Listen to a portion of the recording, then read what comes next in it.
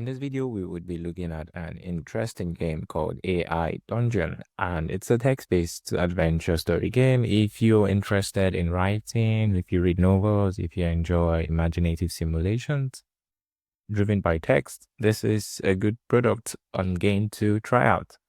So looking at their direct website, this is what they have. Gameplay. It says no rules, no objective, only adventure. And it's pretty cool, pretty straightforward, and it also leverages AI and experience only possible through AI. So you generate characters, create scenarios, and you would interact with them. So we would be signing in. And this is what it looks like when you sign in, quite simplistic in terms of the pages. And this has some of the originals. These are the ones that came with this game. And you could interact by clicking play to check it out and also kickstart interacting with that story or playing that one. On the discover page, you could have filters. So this is quite cool. You can see what's trending, what are people currently playing currently, what characters or what stories or scenarios are they interacting with. And this is what we have. This is the one that's trending and it has 100 million combination. Once you select play, you'd see how many likes, how many plays. It does get a lot of plays, 12,000 plays in 2 days. That's quite interesting. And these are older ones also. You could filter with different categories that you want. If you want a teen or just mature, you'd have to sign in. Now we are signed in. So we'll go back to the discover page and use the filters. So these are the different filters and you could select one. You would see like there are different filters for different games or different stories. So let's quickly try one of it. Let's actually play the game and have a quick interaction with it. So all we'll be doing is using the free account, not paid, not the premium one, just the free one. And it's loading the adventure. So it has fantasy, mystery, zombies. Let's go with fantasy. And it has noble, princess, knight, wizard, witch, ranger, peasant, fairy, rogue. It's quite interesting. We could go with the knight one. Now we should give our character a name.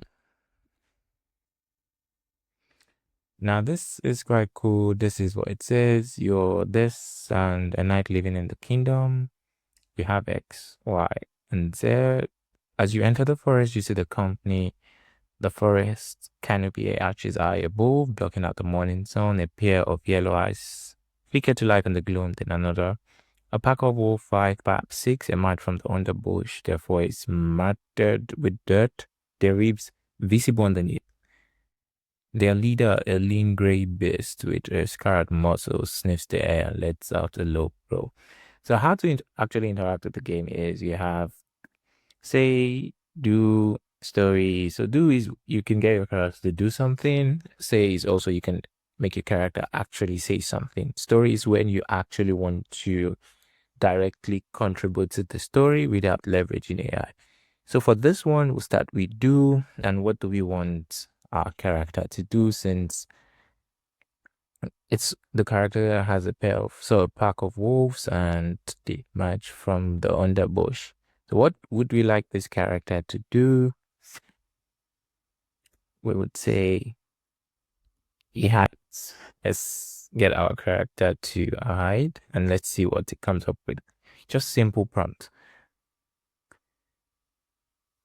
Now, what we see is because of our prompts, it leverages AI to generate a response that actually achieves this prompt. So it says you crouch definitely, which is the knight, which is my character. You crouch low, pressing yourself against the rough bark of a towering pine tree. The wolves, yes, twitch and their leader tilts slightly. Now, one of the younger wolves with patching falls. The pack remains still, awaiting the Alpha's command. The leader lets out a short, guttural sound, and the wolves begin moving in a loose semicircle around the tree you're hiding. Their steps are deliberate and calculated. They have done this before. So now we are in trouble. Now we are hiding. the pine tree, and we have the wolves circling. So do we say something or do we do something? So we still have to do something. So hold your sword, ready to strike. So we tell our character to actually hold our sword. Let's see what the AI is going to come up with. Now the wolves close in and their movement a deadly dance. You grip the hilt of your long sword. Now this is getting tense. The second wolf pounces. So the lead comes at me. You swing too low. The beast twists in the midair. Your sword cleaves in empty space. So now you're being attacked. The second wolf pounces from your blind spot. You manage to pivot, bringing your shield up. The impact sends a jaw through your arm as the creature weight slams against the wood. Teeth scrapes against the rim, failing to penetrate. So let's actually say something.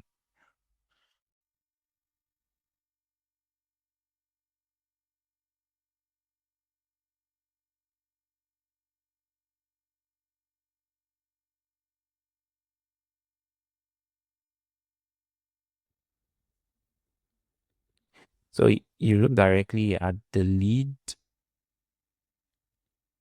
or the alpha wolf.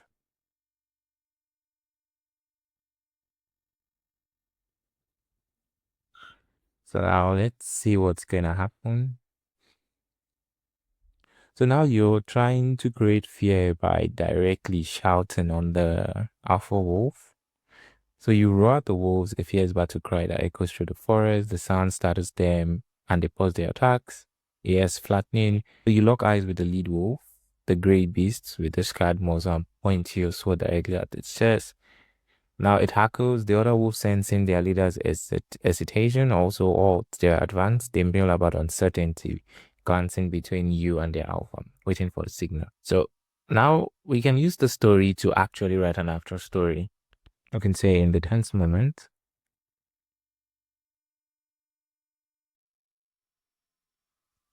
backs off.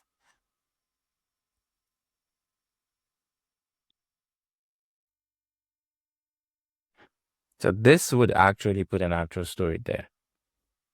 So while we wait, we see so we see now the other wolves, sensing their leader's hesitation, also they advance, they do this.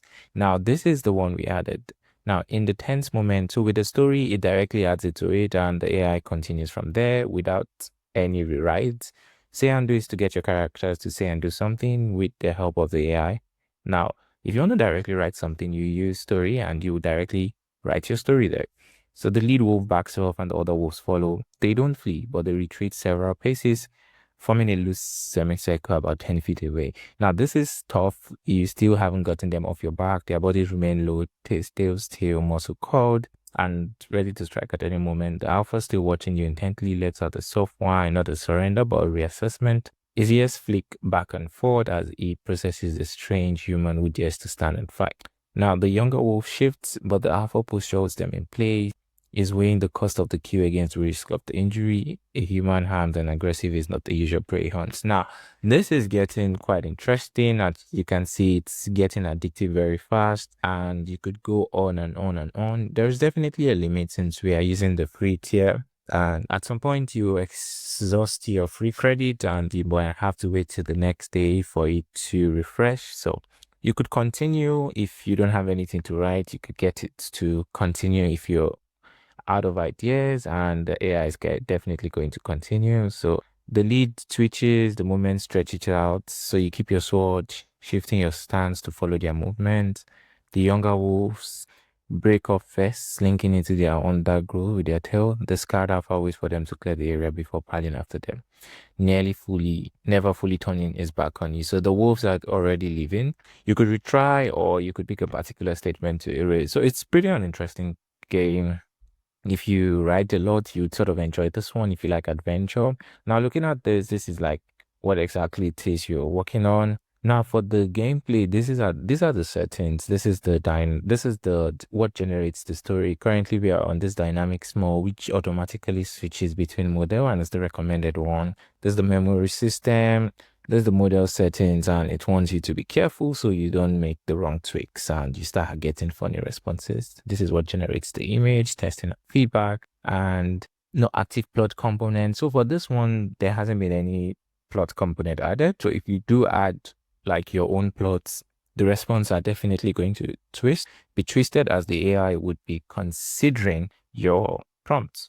So it actually looks cool. It's an interesting game, easy to use, quite nice interface, and it's also quite enjoyable. So you don't have a lot of fuzz. Say it's just like a simplistic kind of typewriting interface. You have the text well centered and you just write on. So that's pretty it. We would just go to check the other one. We would see some of the other games and how to just quickly trigger this one. So if you go to Discover and you just want to play like one or any of this game, you would just select this. Once you select play, you can quickly play it, and if you give yourself a name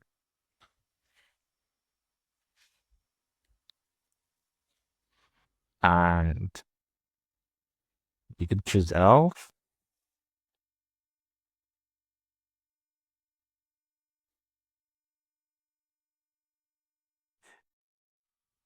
And all those prompts are helpful to help it generate the full prompts of the story. So it's going to ask you a very full, important set of questions. Once you fill it, it's going to utilize that. Now, this has a longer pretext. So you'd have to read this, get a lot of context, then you continue from here. And you can take a turn, get your character to also say or do something or write your own story. And that's exactly how you play it. So if you all have tried this, let me know how you enjoyed the game. If not, do give it a try and enjoy having to have like an AI assistant that also simulates role plays or write text with you in order to feel like certain imaginative scenarios. And that's pretty much everything on the free account and how to play the AI dungeon. Bye.